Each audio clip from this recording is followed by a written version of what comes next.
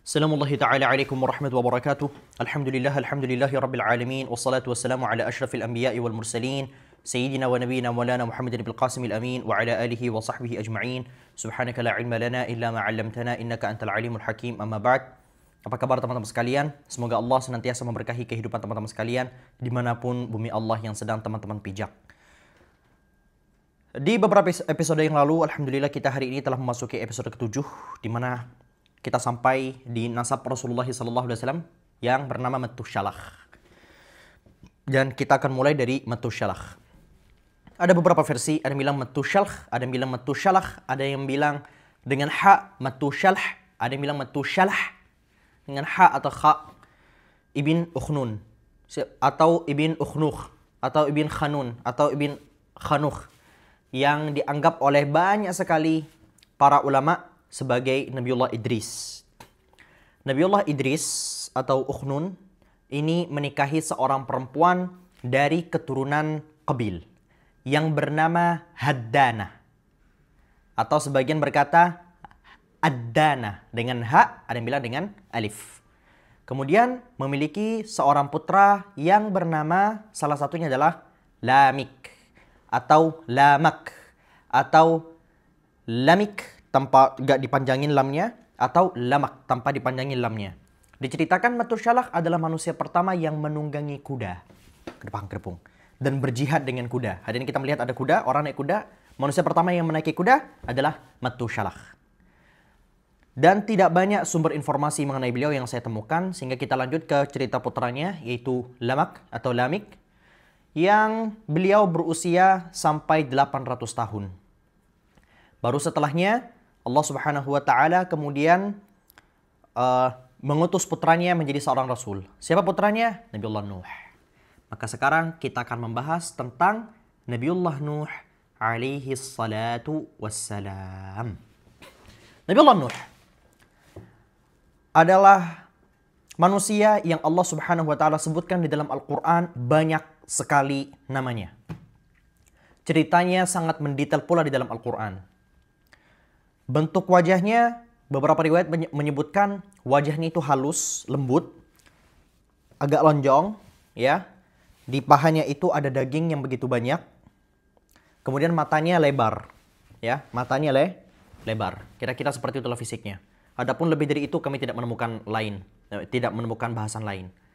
Beliau Allah Subhanahu wa taala sifatnya di dalam Al-Qur'an, innahu kana 'abdan syakura. Sesungguhnya Nuh adalah seorang hamba yang senantiasa bersyukur. Kenapa disebut sebagai hamba yang senantiasa bersyukur? Karena beliau literally mensyukuri segala macam hal yang ada di dunia.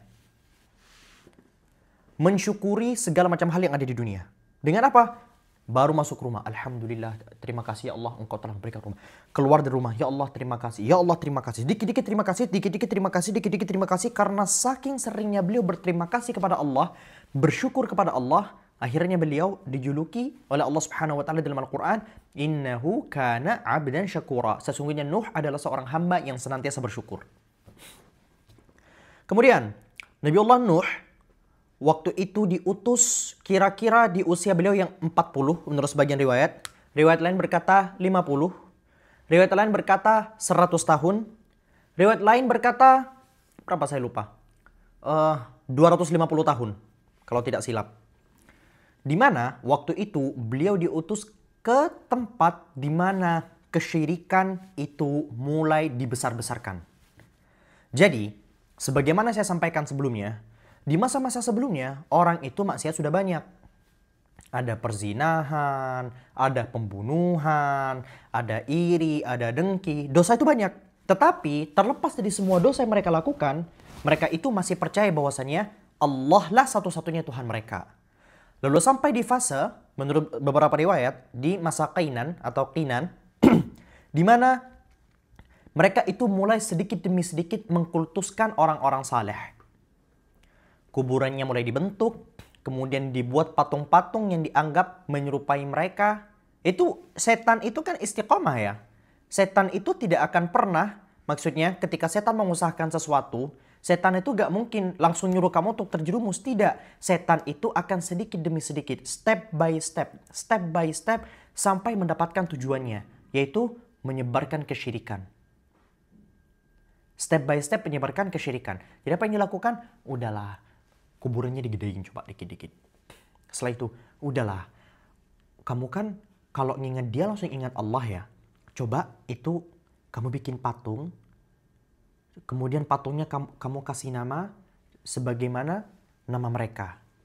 Dan di antara mereka itu siapa? Ada yang bernama Wad, ada Suwa', ada Yaghuth, ada Ya'uq, ada Nasra. Wadda wala Suwa'a wala Yaghuth wa Ya'uqa wa Nasra.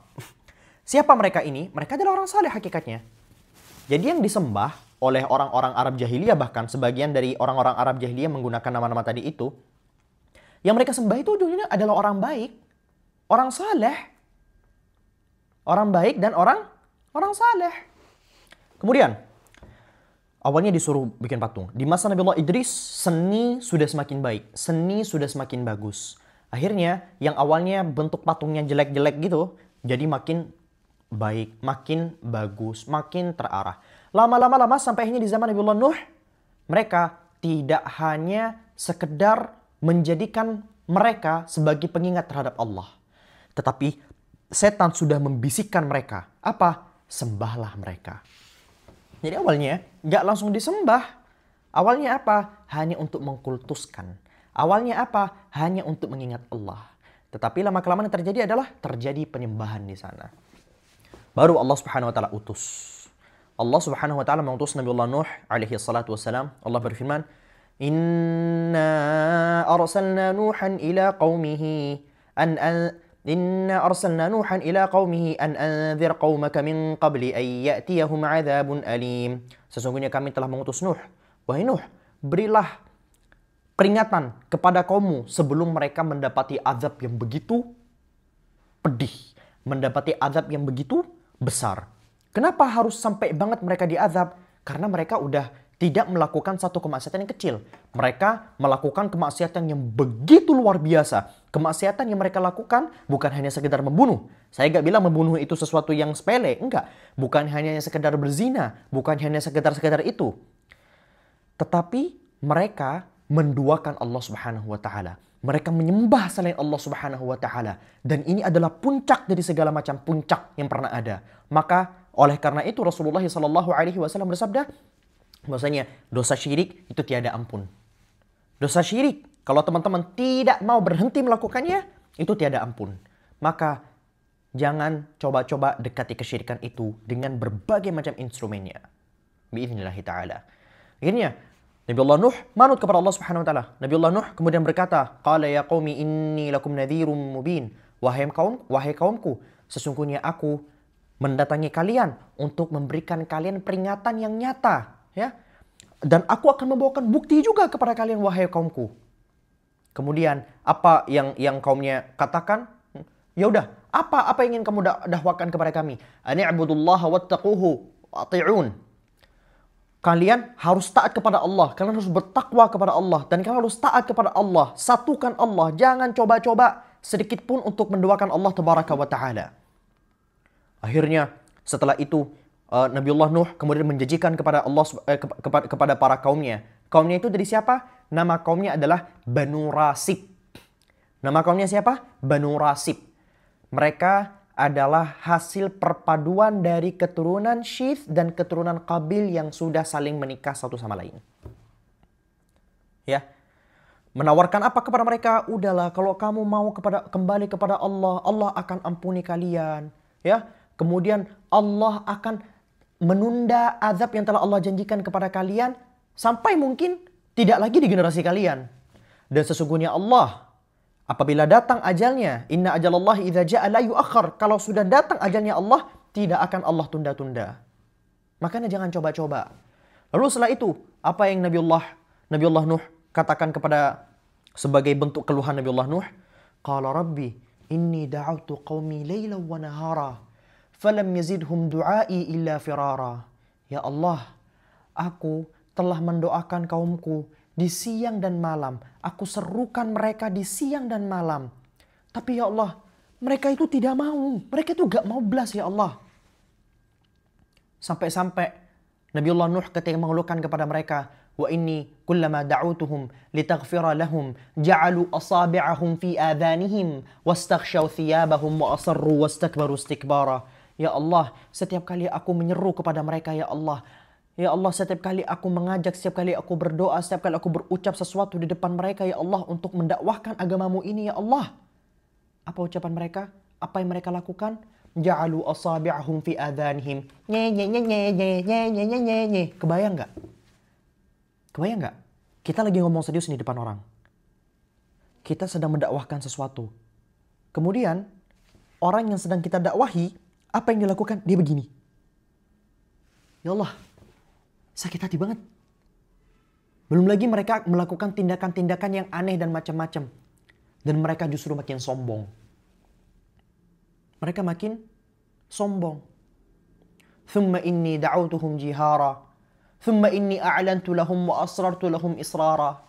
Kemudian setelah itu, Nabi Allah Nuh memilih segala macam metode. Metode dakwah siang, metode dakwah malam. Metode dakwah secara terang-terangan, metode dakwah secara sembunyi-sembunyi. Bahkan Nabi Allah Nuh menggabungkan antara terang-terangan dan sembunyi-sembunyi. Selama berapa lama kira-kira dakwahnya? Selama 950 tahun. 950 tahun. Allah Subhanahu wa taala berfirman dalam Al-Qur'an, "Wa laqad arsalna Nuhan ila qaumihi falabitha fihim alfasanatin illa khamsina ama." Dan kami telah mengutus Nuh kepada kaumnya, ya, selama 1000 tahun kurang 50. Berarti berapa? 950 tahun.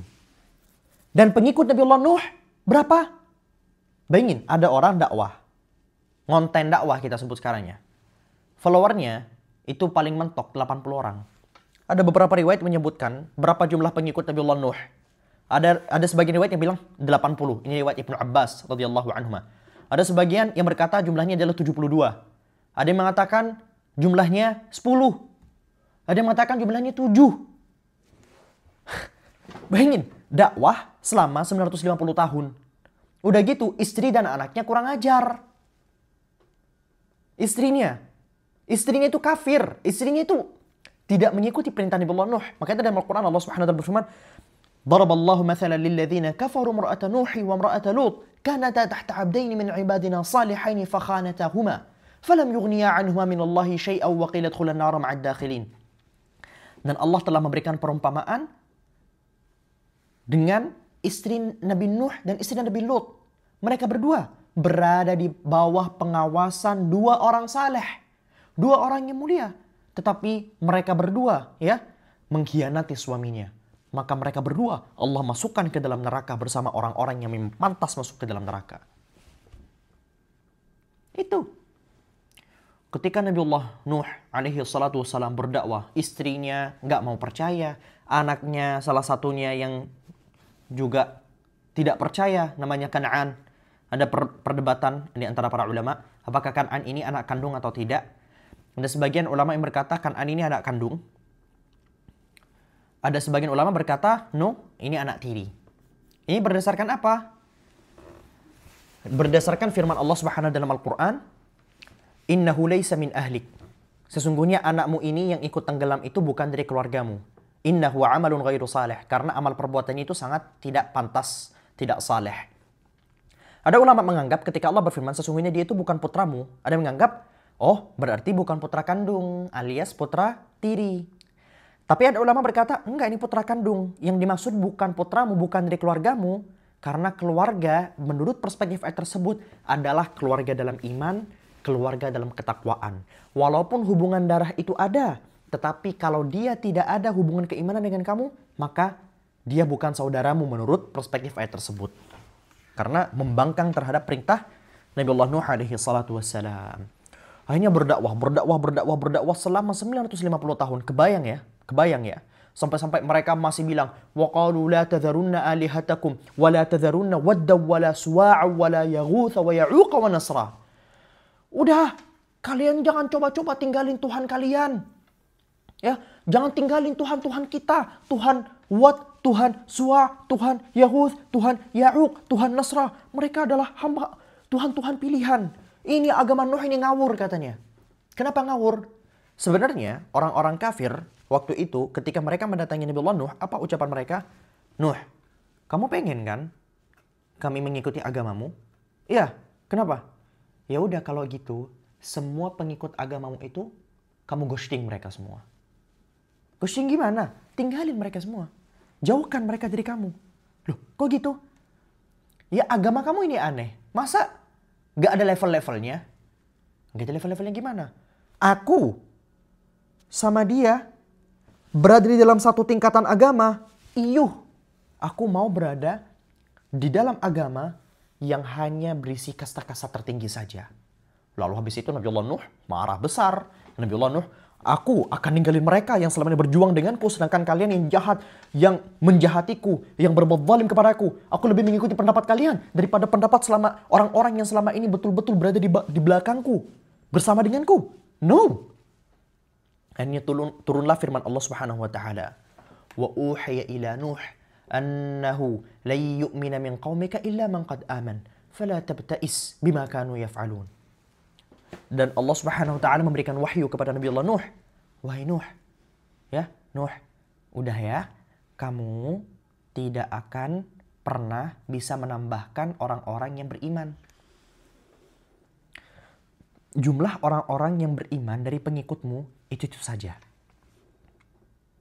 Berapa tadi kata saya? 80, berdasarkan beberapa itu 72, ada yang bilang 7, ada yang bilang 10, ya. Itu gak akan bertambah. Udah, kamu gak usah repot, gak usah sedih, gak usah deg-degan.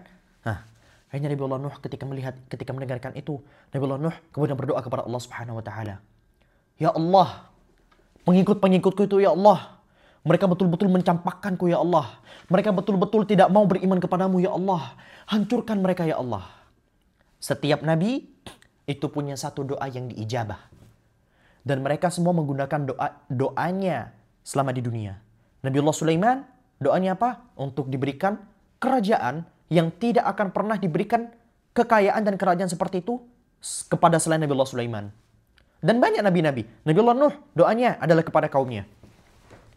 Dan Nabi Allah Muhammad SAW, itu doanya beliau tunda. Sampai kapan? Dan bukan untuk beliau.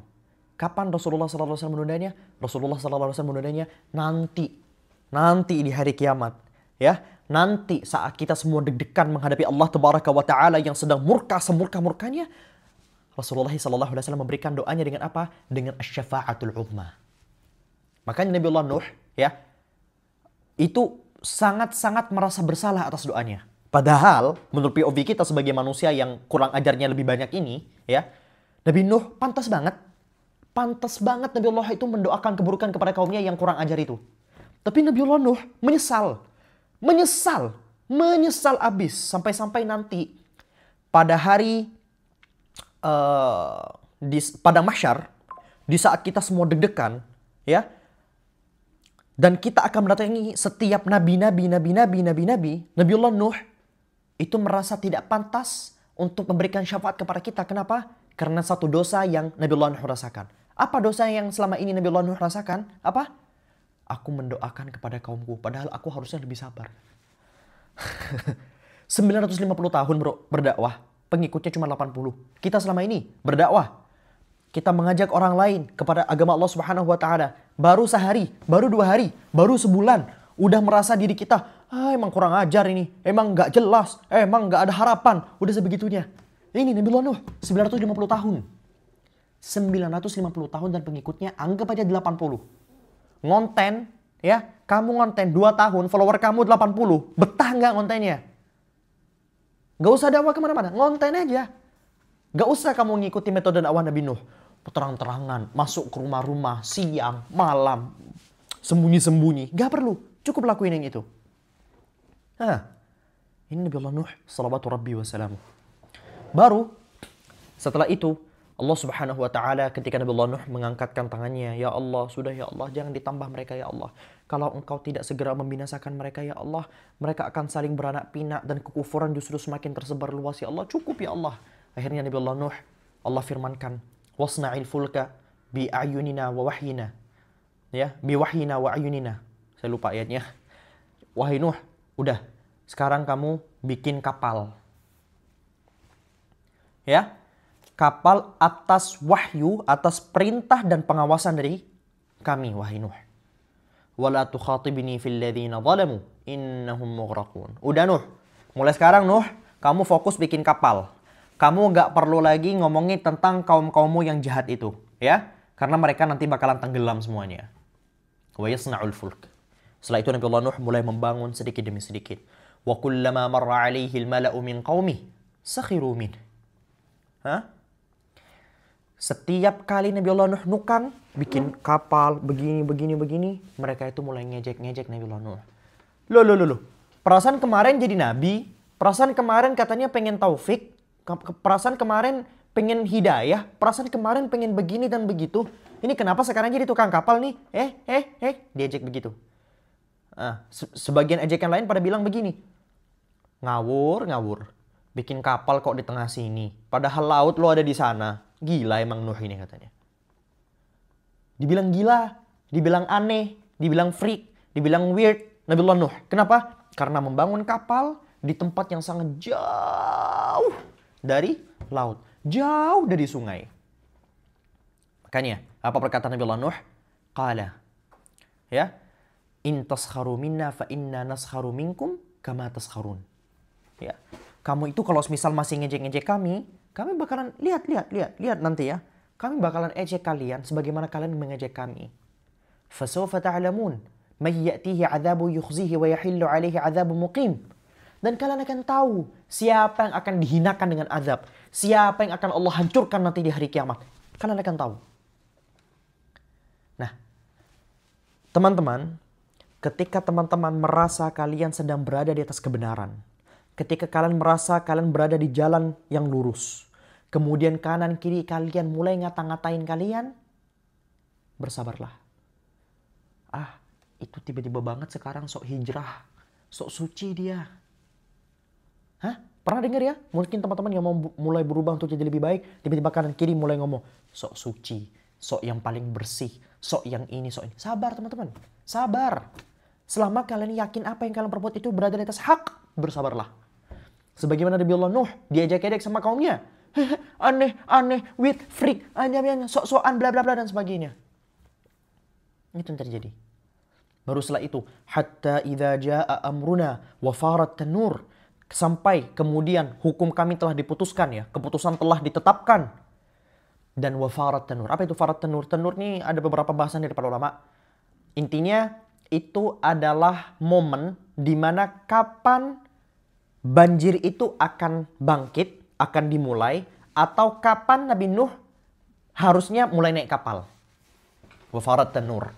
Ya. Ada yang bilang maksud dari wafarat tanur ini adalah muncul percikan-percikan air dari bumi.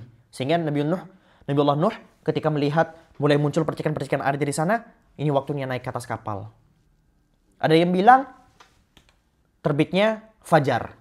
Itulah yang menunjukkan. Ada yang bilang dengan berbagai macam versi para ulama. Intinya ada momen-momen yang menunjukkan, yang memberikan aba-aba kepada Nabi Nuh bahwasanya yuk sekarang waktunya naik kapal.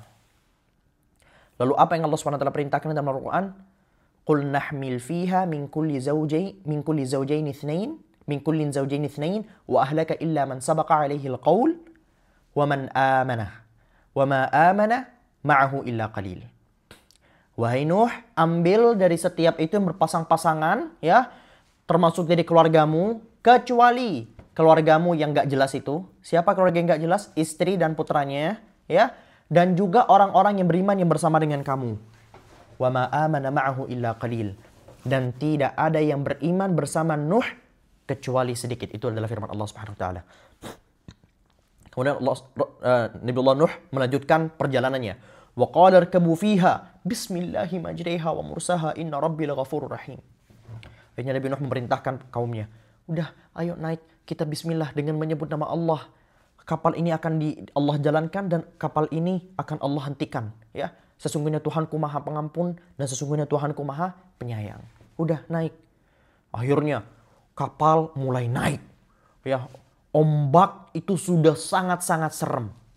Makanya di dalam Al-Quran Allah Subhanahu wa taala sifati ombak yang menimpa penduduk waktu itu seperti apa? Fi maujin kal jibal. Ombak yang besarnya seperti gunung. Kebayang nggak? Ada banjir, ombaknya itu segede gunung, jebas. Hah? Gimana itu? Kaki saya pegel, sorry. Kaki saya pegel banget. Kram. Tapi pura-pura gak kram. Baik. No, gak bisa. Kram. Baik, lanjut. Aduh, bentar.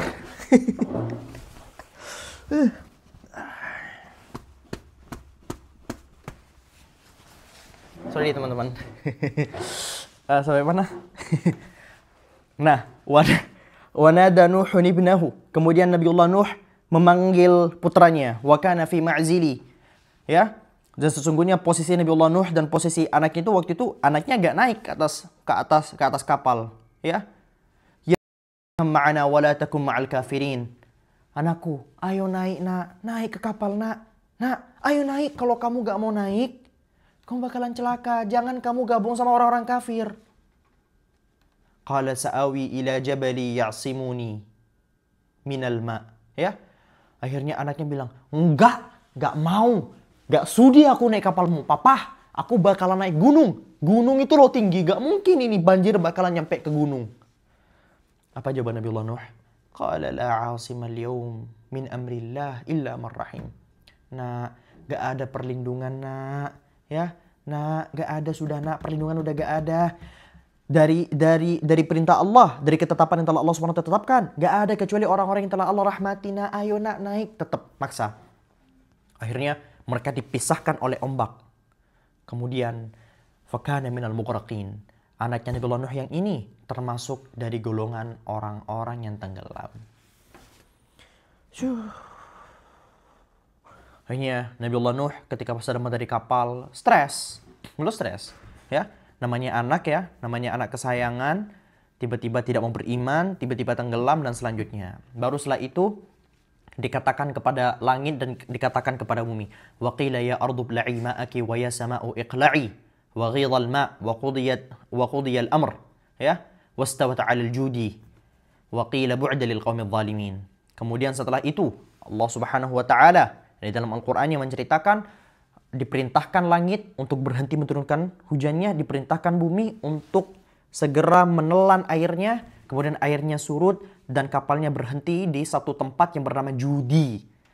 Dan dikatakan sudah jauh-jauhlah semua orang-orang zalim, jauh-jauhlah semua orang-orang kafir. Baru setelah itu Nabiullah Nuh yang masih kepikiran dengan putranya, yang masih kepikiran dengan anaknya yang Kanaan tadi itu, kemudian berkata kepada Allah Subhanahu wa taala, "Wa nada Nuhur rabbah." Ya, kemudian Nabiullah Nuh mengadu kepada Allah, "Ya Allah, inna bni min ahli."